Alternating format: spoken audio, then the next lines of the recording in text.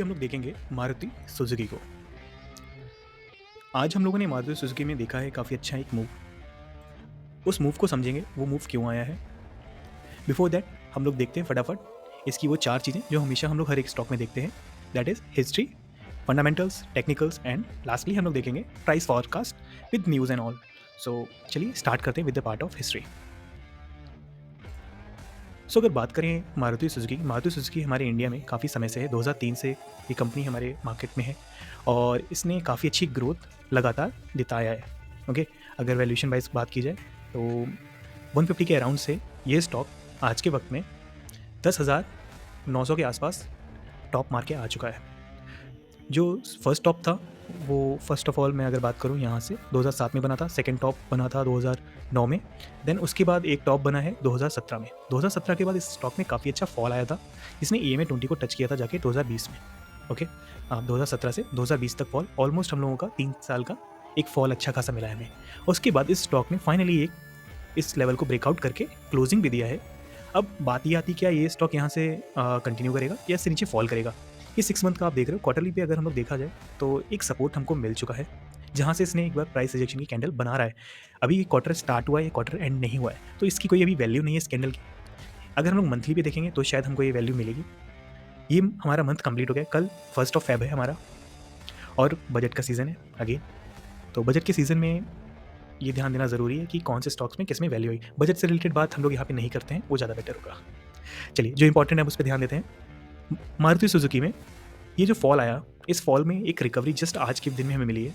क्या वो recovery continue रहेगी और ये स्टॉक क्या हमको ऊपर की तरफ जाता हुआ मिलेगा? बड़े इंपॉर्टेंट क्वेश्चंस हैं, उनका हम लोग आंसर इस वीडियो में कोशिश करेंगे फाइंड करने का। उससे पहले अगर आप लोगों को मारुति सुजुकी अच्छा लगता है तो प्लीज़ कमेंट में मारुति सुजुकी आप लिख के बताइए, जिससे मुझे पता चले कितने लोगों को मारुति सुजुकी अच्छा लगता है। Now moving on to the fundamentals part, फटाफट इसके फंडामेंटल्स देख लेते हैं। इस कंपनी ने आज तक कैसे अपने आप को हमारे इंडियन मार्केट में प्लेस करके रखा है इन द बुक्स।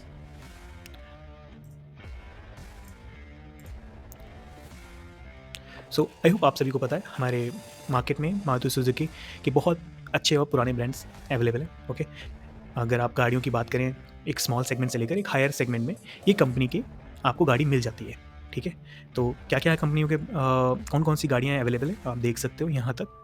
ओके, बाकी और भी कहाँ कहाँ पे ये कंपनी के प्लांट हैं, 5 प्लांट हैं कंपनी के, जो कि पालम गुड़गांव रोड पे है, गुड़गांव में है and Haryana, and Manesar industrial town Gurgaon Haryana में है। ठीक है, इसके अलावा इनकी इंस्टॉल कैपेसिटी है 1.5 million vehicles per year.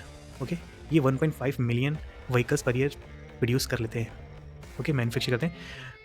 Now बात आती है कि इस कंपनी की ओनरशिप कंट्रोल किसके पास है। मारुति सुजुकी का जो 55% का जो ओनरशिप है, कंट्रोल है, वो कंपनी के पास है। ओके, 44% अवेलेबल है मार्केट के अंदर जो हम लोग बाय करते हैं, रिटेलर्स या फिर कोई मार्केट पार्टिसिपेंट बाय करता है। चलिए बात कर लेते हैं इस कंपनी की वैल्यूएशन की। कंपनी राइट नाउ ट्रेड कर रही है 26x पे। ओके, कोई प्राइस टू नहीं, कोई ज़्यादा हैवी नहीं दिख रहा है मेरे को। अगर मैं बात करूँ प्राइस टू सेल्स की, वो 2 पे है। जो कंपनी काफ़ी अच्छी इतनी वॉल्यूम में वर्क कर रही है, जिसकी प्राइसिंग अच्छी है, वो अगर इस लेवल पे मिल रही है आपको तो this is a good level. Okay, मैं ये भी नहीं कह सकता कि ज़्यादा एक्सपेंसिव है। रीज़न मीइंग आप देखेंगे राइट हैंड साइड में जो ओवरऑल इसका अभी तक का स्ट्रक्चर रहा है 2018 से 2021 में ये कंपनी पी टच करके आ चुकी है 58 का। ओके, अगर वहाँ पे एक्सपेंसिव नहीं रहा तो यहाँ पे तो एक्सपेंसिव बिल्कुल भी नहीं है। चलिए बात करते हैं, इंपॉर्टेंट रहता है ये कंपनी ग्रो हो रही है या नहीं हो रही है, इसी से इसका पता चलेगा कि फ्यूचर है या नहीं है। तो अगर मैं एनुअल की बात करूँ 2018 से में इस कंपनी का जो रेवेन्यू था 860 बिलियंस था। नाउ अगर मैं बात करता हूँ 2022 तक की 1.18 ट्रिलियंस हो चुका है। मार्जिन्स की बात करें तो 6% के अराउंड मार्जिन्स में थोड़ा डिप आया है पहले के मुकाबले। बट अगर मैं बात करूँ प्रीवियस ईयर 2021 से, फाइनेंशियल 2021 से, तो इसमें थोड़ा इंक्रीज़ है। ओके, और नेट इनकम भी इंक्रीज़ हुई है compare to previous year. Now बात कर लेते हैं इस कंपनी के क्या क्या चीज़ में ये काम करती है। Vehicle spare parts, dies and moulds and component, recovery of freight and service charges, services, scrap and other, even rentals भी काम करती है कंपनी। इस कंपनी का मोस्ट ऑफ बिजनेस जो है वो इंडिया से, कुछ पार्ट ओवरसीज, मतलब ये कंपनी एक्सपोर्ट में भी काम कर रही है, मतलब जो व्हीकल्स बना रही है वो एक्सपोर्ट भी हो रहे हैं। चलिए बात करते हैं अब डिविडेंड यील्ड की, very important thing for the stock holders. चलिए बात करते हैं कितना डिविडेंड यील्ड इसका इंक्रीज हुआ है या डिक्रीज हुआ है। 2018 में 1.2% का था, वो यील्ड अभी 1.09, मतलब यील्ड में थोड़ी कमी आई है। ओके, फाइनेंशियल्स की बात करते हैं, यहाँ पे डेप्ट हमको 12.47 बिलियंस के दिख रहे हैं, जिसमें फ्री कैश फ्लो इनके पास 31 बिलियंस के अराउंड का है, जो पिछले साल नेगेटिव था. Now this is in positive. This is a good sign.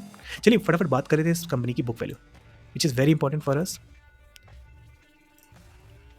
Book value की बात करें तो ये कंपनी राइट नाउ जो हमारा सितंबर का डेटा है उसके हिसाब से 2.18 के पे है. 2180 रुपये की वैल्यू इसकी है. पिछले साल अगर बात करता हूँ तो 2005 रुपये के आसपास, 2050 रुपये के आसपास इसकी वैल्यू थी इन दी बुक्स. ओके, कंपनी अगर बुक्स में है तो बेटर है, दिस लुक्स गुड. और अगर मैं बात करूँ इसके इनकम स्टेटमेंट की, तो एक्चुअली अगर आप ध्यान देंगे शायद आज इसका रिजल्ट भी था, उसी वजह से ये काफ़ी लो से नीचे से ऊपर आया है. उस न्यूज़ को भी देखेंगे कैसा इन्होंने परफॉर्म किया, बिकॉज वो डेटा अभी तक यहाँ पे अपडेट नहीं हुआ, बिकॉज डेटा अभी जस्ट आया ही है आज. तो अगर बात करते हैं एनुअली, इस कंपनी ने प्रीवियस ईयर के मुकाबले ऑलरेडी ये नेट इनकम में प्रॉफिट में आ चुकी है. आप ध्यान से देखेंगे 82 बिलियंस का प्रीवियस ईयर 2022-23 में इन्होंने अर्निंग किया था, उसको इसने अभी क्रॉस कर लिया है विद इन 2 क्वार्टर्स, और थर्ड क्वार्टर का डेटा भी आ चुका है. अब सभी को अगर मिलाएंगे तो ऑलरेडी ये काफ़ी ऊपर जा चुका है. प्रीवियस ईयर इसने 111% का return over year on year show किया था हमको. वो आई थिंक इस बार भी समवेयर अराउंड उतना ही होना चाहिए, या उससे थोड़ा बहुत कम ज़्यादा होगा, बट अगर आप ध्यान से देखेंगे तो this is a good thing. चलिए फटाफट अब बात कर लेते हैं इस कंपनी के न्यूज़ के बारे में. न्यूज़ फ्लो क्या थी? Okay, there it is. First of all margins और सेल्स में इंक्रीज आया है, and net profit margin 9.8% versus 8.4%. कहीं यहाँ पे डेटा नहीं है, डेटा इसी में आई थिंक है. या so the Indian unit of Japan's Suzuki Motors said Wednesday that net profit climbed 33% from a year earlier to 32.07 billion rupees. Okay, 33% का इंक्रीज हुआ है प्रीवियस ईयर के मुकाबले से. जो लेवल अभी इन्होंने से जो इनका नेट इनकम आया है वो टोटल है 32 बिलियन के around. Okay, now moving on to the part कि इनका रेवेन्यू कितना इंक्रीज हुआ है. अगर बात करें, इन्होंने बोला है कि 15% का इंक्रीज हुआ है ईयर ऑन ईयर. ठीक है, तो जो वैल्यू है निकल के आई है वो है 335 बिलियंस. तो मतलब overall on the part of net income and revenue, दोनों ही पार्ट में इसकी इंक्रीज हुई है. वन मोर थिंग इन्होंने जो बताई है कि इनका एक्सपोर्ट इंक्रीज हुआ है 16% से, जो कि highest ever in any quarter. तो ये बहुत अच्छी चीज़ है. इन्होंने एक्सपोर्ट में इंडियन मार्केट को तो ये लोग देख ही रहे, साथ ही साथ इन्होंने बाहर के मार्केट को भी कैटर करना स्टार्ट किया है, इंडिया में मैन्युफैक्चर करके बाहर sales. This is a good thing.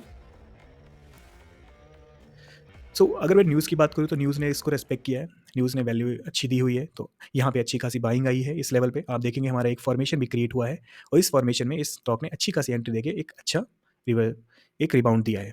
Okay, higher levels पे हमारा सप्लाई था, तो सप्लाई को इसने रिस्पेक्ट किया है और थोड़ा डाउन आया है. ओके, कल मॉर्निंग में देखना होगा ये कहाँ पे शो करता है. अगर मैं बात करूँ लेवल्स की, कौन कौन से लेवल्स को आप मार्क कर सकते हैं, इसी लेवल को आप लोग मार्क कर लीजिए. 9831 के अराउंड का आप अपना डाउन साइड में एक बेस बन जाएगा, हमारा बेस एसएल हो जाएगा. अगर एक कंजर्वेटिव व्यू में एसएल रखना है तो one can go for the 9755. Okay, upper side में अगर मैं बात करूँ तो हमारा टारगेट रहेगा 10,590 के अराउंड का. फर्स्ट टारगेट नहीं रखते, इसको सेकंड रखते हैं. फर्स्ट टारगेट हम लोग रख लेते हैं 10,345 को, then second target will be R 10,580 के अराउंड का. ठीक है, तो ये हमारे टारगेट कुछ बन जाते हैं. अगर मैं छोटे टाइम फ्रेम पे देखता हूँ तो हमको ईजिली मिल जाएगा. यहाँ पे सप्लाई है, ओके, इस एरिया में, इसलिए थोड़ा सा इशू आएगा, इसको स्पीड ना आए, बट ये तो कंफर्म है कि ऊपर की तरफ हमको 10,600 तो मिल सकता है. उसके बाद यहाँ पे भी थोड़ा डिस्टर्बेंस आएगी. इसमें बॉटम साइड भी मिल सकता है अगर हमको इसके ऊपर क्लोजिंग नहीं मिलती है, दैट इज़ 10,238. अगर इस लेवल के ऊपर क्लोजिंग नहीं मिलती है और सस्टेन नहीं करता है तो हम इसके ऊपर जाते हुए नहीं देखेंगे, हम सीधा वापस नीचे आएंगे, जो कि लेवल है 9,300 के अराउंड का. ओके, बट वो होता हुआ दिख नहीं रहा है. रीज़न बीइंग है बड़े टाइम फ्रेम पे एक अच्छा हमारा सिग्नल आया है, तो छोटे टाइम फ्रेम को तो नेग्लेक्ट किया जा सकता है. इससे बड़े टाइम फ्रेम पे देखा जाए तो एक बहुत अच्छा फॉर्मेशन में एंट्री मिला है. ओके, अगर आप लोग ACT टूल यूजर्स हैं तो इस फॉर्मेशन को आप लोग समझते होंगे. इस फॉर्मेशन की वैल्यू क्या है. राइट नाउ ये रिबाउंड कर रहा है, और ये रिबाउंड प्रीवियस जो सप्लाई क्रिएट हुआ एरिया उसको क्रॉस करने में आराम से, इतना स्ट्रॉन्ग है, आराम से क्रॉस कर देगा. चलिए बात करते हैं इसके प्राइस सेक्शन और प्राइस फॉरकास्ट पे. एनालिस्ट का क्या व्यू है उसको समझने की कोशिश करते हैं. सो 42 एनालिस्ट ने मारुति सुजुकी के ऊपर अपने व्यूज़ प्रेजेंट किए हुए हैं. उनके हिसाब से जो हाईएस्ट मैक्सिमम वैल्यू जो हम लोगों को मारुति सुजुकी में मिल सकती है वो है 15,000। ओके, जो एवरेज लेवल है that should be 11,804। Lowest level जो हमको मिल सकता है वो 8,700 रुपये है। करंट प्राइस जो चल रहा है वो 10,186 के आसपास है। तो कहने का मतलब है डाउन साइड में सिर्फ 14% का मैक्सिमम फॉल मिल सकता है, बट अप साइड की बात की जाए तो 15% फर्स्ट एवरेज है एंड मैक्सिमम अपर साइड में ऑलमोस्ट 48% का स्पेस दिख रहा है। ये एनालिस्ट के व्यूज़ हैं। एनालिस्ट के व्यूज़ आप इस बात से समझ सकते हैं कि इनका EPS किस तरीके से ग्रो हो रहा है। Q2 में एस्टिमेट था 104 का जो 123 निकल के आया है। इसी तरीके से अगर आप ध्यान देंगे तो एस्टिमेट्स हर बार बढ़ते जा रहे हैं। ओके, इनका एस्टिमेट जो फाइनली है 2024 के अराउंड में सेकेंड क्वार्टर तक वो 132 रुपये का है। तो अगर इस लेवल से अगर मैं बात करूँ तो 6 महीने में ये कंपनी ऑलमोस्ट 12,000 के आसपास जानी चाहिए, अगर हम एस्टिमेट्स की बात करें। और एस्टिमेट से इस कंपनी ने कभी भी ज़्यादा डिफरेंस नहीं दिया, थोड़ा बहुत डिफरेंस आया है। ओके, बात करते हैं रेवेन्यू फ्रंट पे। रेवेन्यू फ्रंट पे भी हर क्वार्टर बाय क्वार्टर ये कंपनी एक्सेप्शनल वर्क कर रही है। माइनर चेंजेस रहते हैं, अप एंड डाउन रहते हैं, बट ऑलमोस्ट जो एस्टिमेट्स होते हैं उसके नियरेस्ट में ही ये कंपनी के रेवेन्यूज आ रहे हैं। तो अगर ये चीज़ें कंटिन्यू रहती हैं तो हमको अपर लेवल जो 11,800 का है वो ईजिली अचीव होता हुआ मिल जाएगा। चलिए, so this is all on Maruti Suzuki. I hope आपको ये वीडियो अच्छी लगी हो। प्लीज़ आप कमेंट में हमें बताइए आपको मारुति सुजुकी का स्टॉक कैसा लगा। अगर आपको वीडियो अच्छी लगी है तो प्लीज़ इस वीडियो को लाइक कीजिए, हमारे चैनल को सब्सक्राइब कीजिए। चलिए फिर मिलते हैं फिर आपको नेक्स्ट वीडियो में।